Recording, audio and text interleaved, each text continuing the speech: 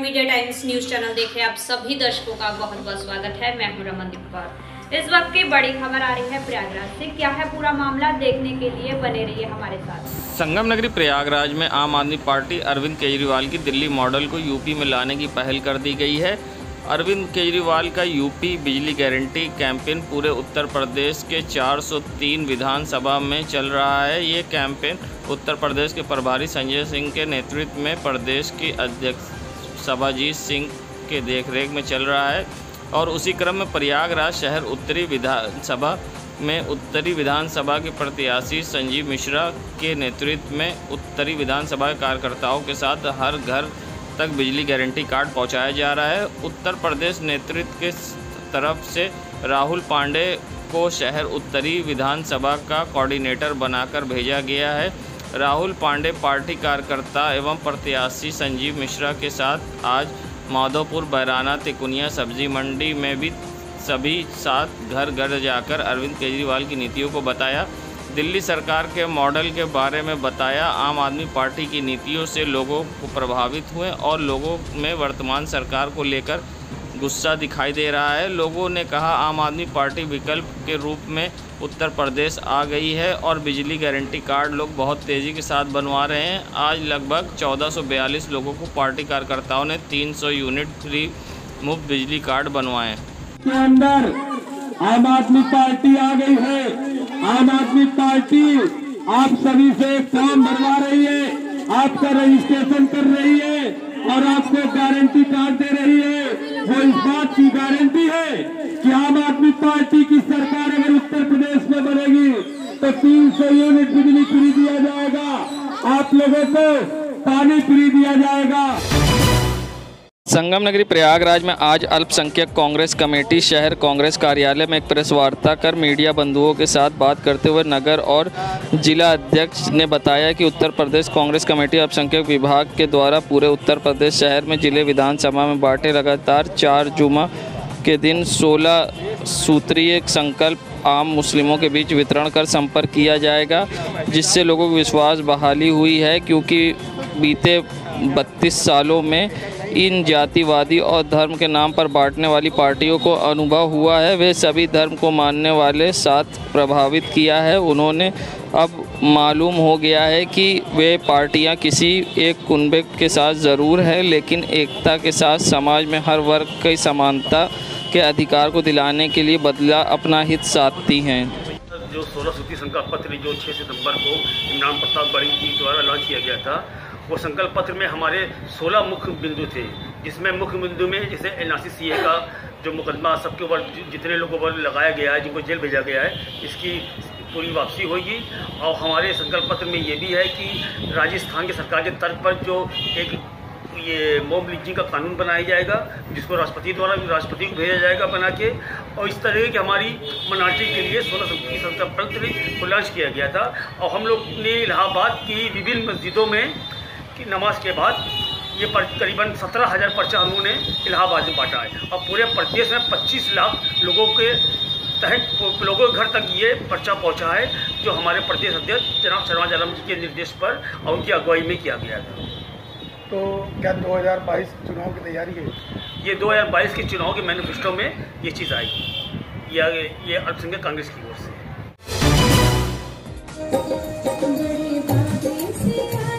देड़िया पर्व को अपने भाइयों की बला बाधाओं को दूर करने के लिए बहनें देड़ियाँ उतारती हैं, जो कि दूज की तरह ही बहनें आज अपने भाइयों के माथे पर टीका कर उन्हें मिठाई खिलाने के साथ साथ फिर झरोकेदार देड़ियों से भाइयों की नज़र उतारती हैं। परंपरा के मुताबिक जलते हुए दिए के साथ देड़ियों को भाइयों के माथे से 7 बार छुलाते हुए बहनें उनकी मंगल कामना करती हैं। इसके साथ जलते दिए के साथ ही देड़ियों को चौराहे पर ले जाकर फेंक दिया जाता है, जिससे देड़िया टूटने के साथ साथ भाइयों की बाधाएं भी दूर हो जाएगी। दशहरा और दीपावली के बीच में मनाए जाने वाला देड़िया पर्व आज है। मान्यता के अनुसार जब भगवान श्री राम 14 वर्ष का वनवास काटकर अयोध्या से लौट रहे थे और जब वे प्रयागराज पहुंचे तो प्रयागराज की महिलाओं ने उनका स्वागत सत्कार। उन्हीं में कुछ महिलाओं ने संदेह हुआ कि कहीं श्री राम के पीछे शनिदेव तो नहीं गए हैं, तो उन महिलाओं ने मिट्टी की क्षितिदार हांडी में दिए रखकर उनकी नजर उतारी थी। तभी से ये परंपरा चली आ रही है और आज ही के दिन बहनें क्षितिदार हांडी में दिए रखकर अपने भाइयों की नज़र उतारती हैं। साथ ही देड़िया उतारने के बाद भाई अपनी बहनों को उपहार भी देते हैं। कई घरों में पिता भी मंगल कामना के लिए भी उतारी जाती है देड़िया। वहीं आनंद किशोर का कहना है कि देड़ियों की परंपरा हम लोग नृत्य लोक के माध्यम से जन जन तक पहुंचाने का प्रयास कर रहे हैं। साथ ही हमारी युवा पीढ़ी जो आज पॉप की ओर भाग रहा है वो लोकगीत की ओर फिर से जुड़े और अपनी लोक संस्कृति को जान सके। साथ ही ये भी कहा कि भारत में हर राज्य में ये पर्व मनाया जाना चाहिए। वहीं पूनम किशोर कहती हैं कि देड़ियों का पर्व हम बड़े उत्साह से मनाते हैं और लोग अपने परिवार में ऐसे ही सब बुरी नज़र उतारते रहें और अपनी बहनें उनकी मंगल कामना करती रहें। आज देड़िया पर्व है, यह दीपावली और दशहरा के बीच में मनाया जाता है। भगवान श्री राम जब प्रयागराज आए थे तो प्रयागराज की महिलाओं ने ढेड़िया से उनकी नज़र उतारी थी। तब से यह प्रथा चली आ रही है और हम सब इसे बड़े उत्साह से मनाते हैं और बहुत ही अच्छा लगता है यह पर्व मनाना। और हम चाहते हैं ये संस्कृति हमेशा के लिए बनी रहे और लोग अपने घरों में अपने परिवार और अपने भाई बहनों की नज़र इसी तरह उतारते रहें और यह पर्व इसी तरह चलता रहे। आज बहुत ही पावन दिन है। आज के दिन देड़िया का पर्व मनाया जाता है। यह पर्व जो है भगवान श्री राम से संबंध रखता है।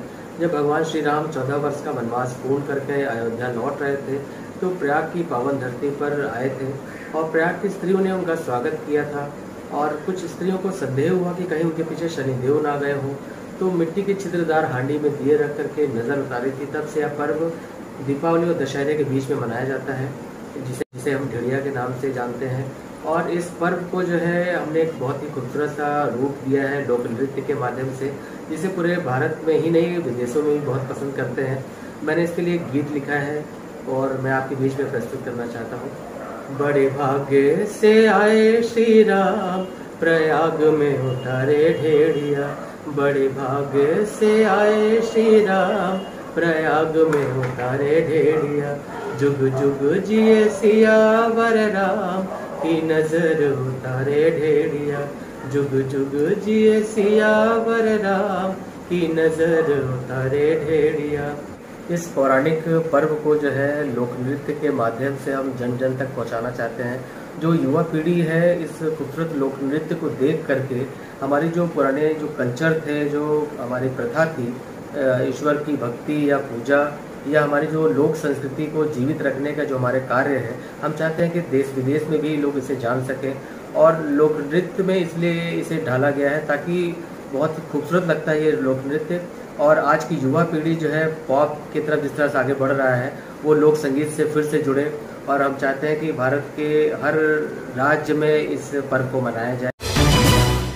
संगम नगरी प्रयागराज में विकास की गंगा किस तरह से सड़कों पर बह रही है आप देख सकते हैं। चुनाव करीब है, गड्ढा मुक्त करने की बात कही गई थी, मगर सड़क खुद गड्ढे में तब्दील होती जा रही है। और ये नज़ारा है विधायक हर्षवर्धन वाजपेयी के घर के सामने का, जहां सड़क पर आप देख सकते हैं किस तरह से बड़ा सा गड्ढा हो गया है और आने जाने वाले लोग यहां दुर्घटनाग्रस्त होते हैं, क्योंकि ये सबसे व्यस्त इलाका है रामबाग का, जहां पर विधायक हर्षवर्धन वाजपेयी के घर के सामने की सड़कें क्षतिग्रस्त और खस्ता हाल में हैं और जिम्मेदारों को इसकी परवाह नहीं है, जिससे आने वाले जाने वाले लोग होते हैं दुर्घटनाग्रस्त। कार चाहे जितने बड़े बड़े वादे कर ले, मगर हकीकत अपने आप सामने आ जाती है। और ख़ास तौर से प्रयागराज की सड़कों में आप देख सकते हैं किस तरह से सड़कों पर सरकार के विकास की दास्तां बयां हो रही है। संगम नगरी प्रयागराज अपनी रेस्क्यू को लेकर अक्सर चर्चा में रहने वाले अंकित टार्जन को डांडी से कॉल आई, जिसके बाद वो वहां तत्काल पहुंचे और लोगों ने बताया कि सेफ्टी टैंक में अपना भोजन ढूंढते हुए जाकर जहरीला सांप व एक बिचखोपड़ा जा गिरा है, जिसकी सूचना पर अंकित टार्जन वहां पहुंचे और एक फंदा बनाकर दोनों सांप और बिचखोपड़े को सुरक्षित बाहर निकाला, जिसके बाद उन्होंने जंगल में ले जाकर दोनों को रिलीज़ कर दिया। आइए सुनाते हैं क्या था पूरा मामला। के बगल में एक सेफ्टी टैंक बना है, उसमें 2 दिन से कोई जानवर गिरा हुआ था। आज मेरे पापा हम लोग सब्जी बो रहे थे तो गिरा देखे पापा चल रहा था अंदर। फिर हम लोग टार्जन भैया को फ़ोन किए, वो 10 मिनट के अंदर आए यहाँ पे और बिना पैसा सूट कोई नहीं लिया, उन्होंने उसको रेस्क्यू किया और रेस्क्यू करके जंगल में जाकर छोड़ने दिया। परिचय दे दीजिए। मेरा नाम ब्रह्मा कुमारी है, इलाहाबाद डांडी। तो भारत का सबसे जहरीला सांप कॉमन क्रेट, और मैं उसका यहाँ पे रिलीज़ करने आया हूँ दोस्तों। तो दोस्तों जैसा कि आपने देखा कि भारत का सबसे जहरीला सांप कॉमन क्रेट अपनी मंजिल की ओर रवाना हो चुका है। ओके फ्रेंड्स,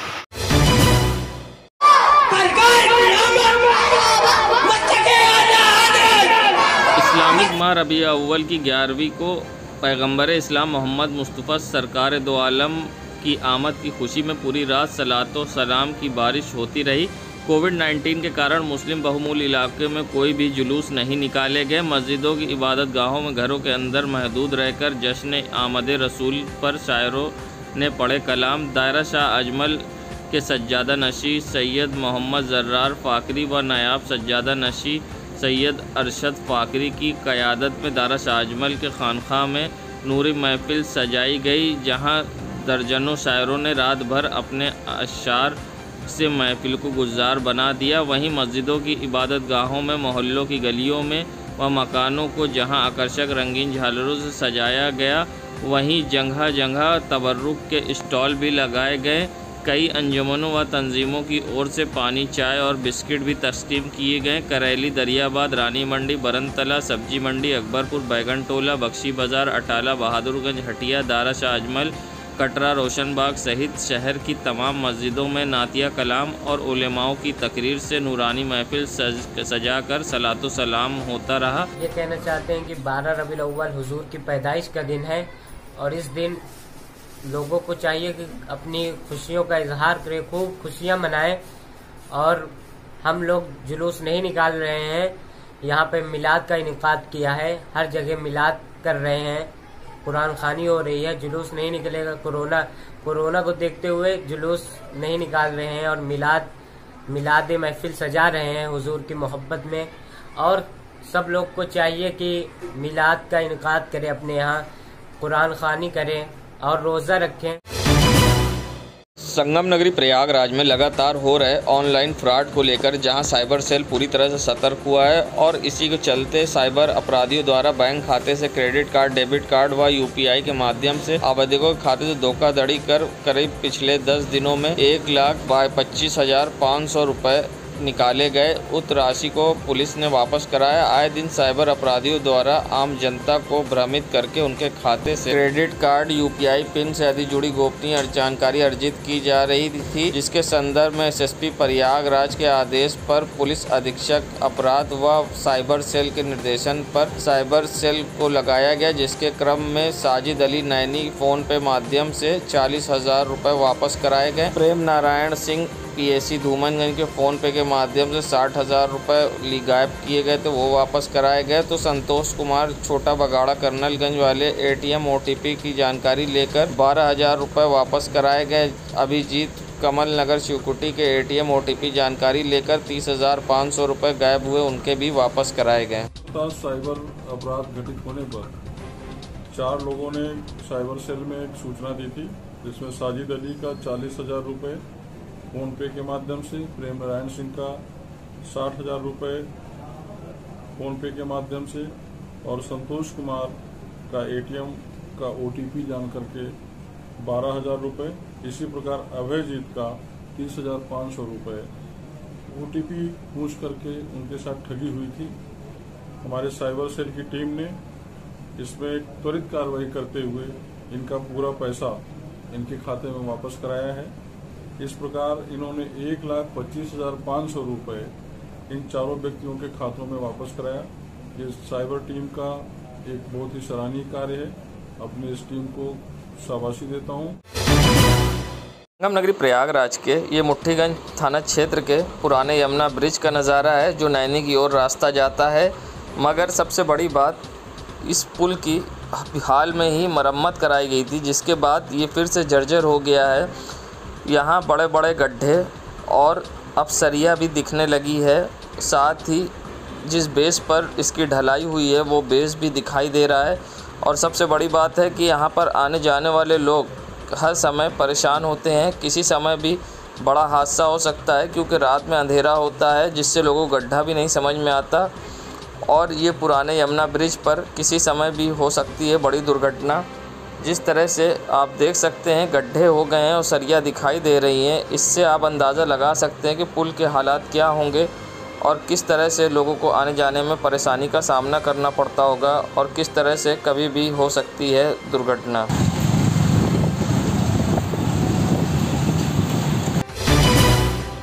संगम नगरी प्रयागराज में जहां ईद मिलादुन नबी कल है, जिससे पहले आज के दिन हुजूर की आमद को लेकर पैगंबर मोहम्मद साहब की आने की खुशी में लोग यहां पर जुलूस निकालते थे और मिलाद होता था, मगर कोरोना गाइडलाइन के कारण इस बार जुलूस नहीं निकाला गया और मुस्लिमों ने सोशल डिस्टेंसिंग का पालन करते हुए अपने क्षेत्र में सिर्फ मिलाद का आयोजन करा और जिसमें लोगों ने इस्लामिक झंडे लेकर नारे तकबीर के नारे लगाते दिखाई, साथ ही हुजूर की आमद मरहबा जैसे नारे भी लगाते लोग दिखाई दिए।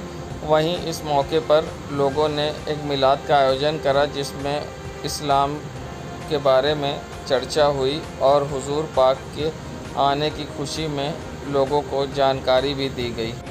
12 रबीउल अव्वल पर हमारे आका करीम सल्लल्लाहु अलैहि वसल्लम की आमद है।